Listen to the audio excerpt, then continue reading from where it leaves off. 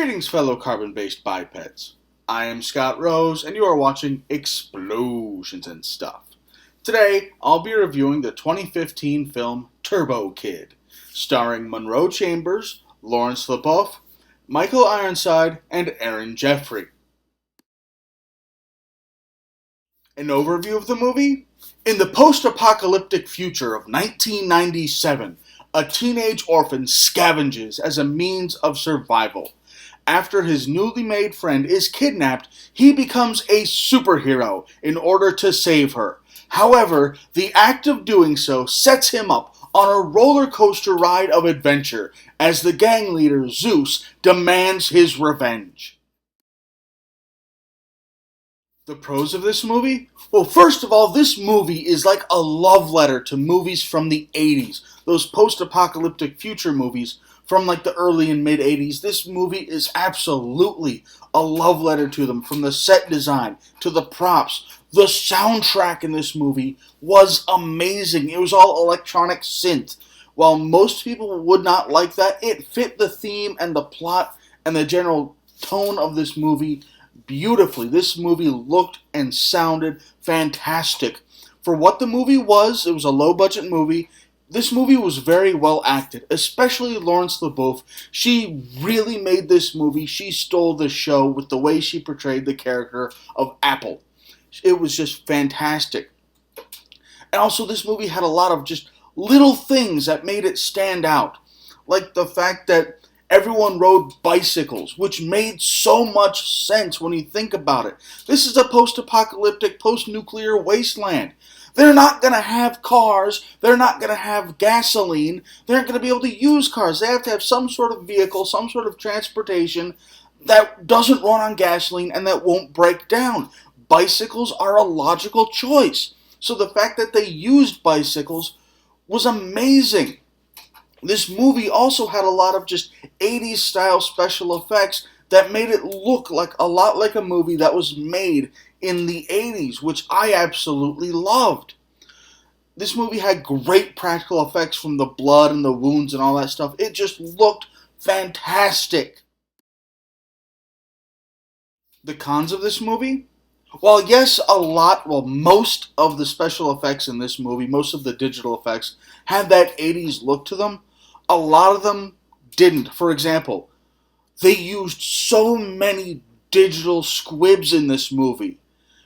They just looked huge and cartoonish. You know, the main character, the kid, had this weapon that shot this energy blast out and basically blew up half of a human body.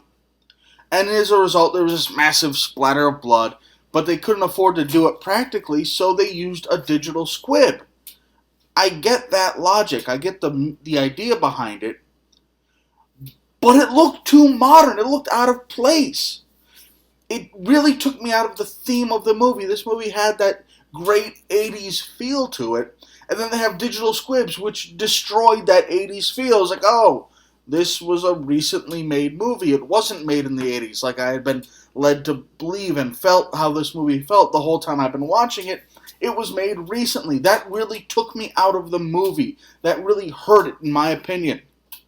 Also, this movie took place in this desert post-apocalyptic wasteland. But everybody seemed to have a different accent. There were, there were New Zealand accents. There were Canadian accents. There were American accents. There were so many different accents in this movie.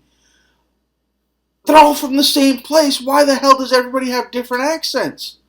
That is unnecessary. You don't need all that stuff. This movie also had a lot of quick cuts during the fight scenes. And really, again, that just took it away from the movie, took me out of the illusion this movie was made in the 80s. This is a modern movie. It's just supposed to look like it was made in the 80s. And that really hurt it, in my opinion, and made the fights harder to focus on because it was just flashes of icons on the screen for a short period of time. Did not like the quick cuts in this movie. Also, the way the kid found the superpower suit and all that, it was just way too convenient. He was riding his bike trying to get away from this guy who was going to kidnap him. He wrecked, landed on the spaceship, the door somehow opened, he fell in, and there was the magic suit with the magic glove. Way too convenient. Now, I get they had to have him find that stuff somehow because, plot. But that was just really convenient. I'm willing to forgive it, though, because the whole plot revolved around him finding that power glove and that power suit and becoming that superhero. That had to happen somehow in the movie. The best action scene of the movie? Easily, the kid and Frederick the arm wrestler against Zeus's gang of people. This whole horde of gang members and horde of bad guys. You have two people, one of which is like a teenager, like 14, 15 years old. And they're fighting like 8 people. So they each got 4 people. And, Frederick the arm wrestler's got this metal arm at this point, and he's punching people with it and kicking people. And the kid's got this power glove he's using to just blow people up. And we're talking blood and gut and spit and ass are flying everywhere. This is not a serious, realistic fight scene. It's clearly fantastical, and it is just amazing. My overall thoughts on this movie? This movie is clearly a love letter to those post-apocalyptic movies from the 80s. That's clear from the costumes, from the props, the set design, and the soundtrack. And that's just fantastic. I loved it. I give this movie 2 thumbs up. Yes, it has its flaws, but it's not anything that can't be looked past. Even the convenience of how the kid finds the superhero gear is forgivable because it had to happen in order for the story to take place. I loved how everyone was using those bicycles to get around because that's really more realistic than having beat up cars in a world where almost all technology has been destroyed and you don't have gasoline. I'll admit, this movie does play off nostalgia quite a bit, so if you don't enjoy 80s movies or music, then you won't like this movie either.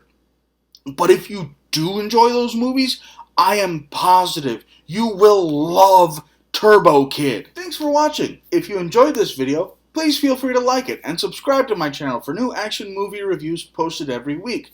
Also, if you have any recommendations for movies you would like me to review in the future, please leave them in the comments below. Thank you and have a nice day.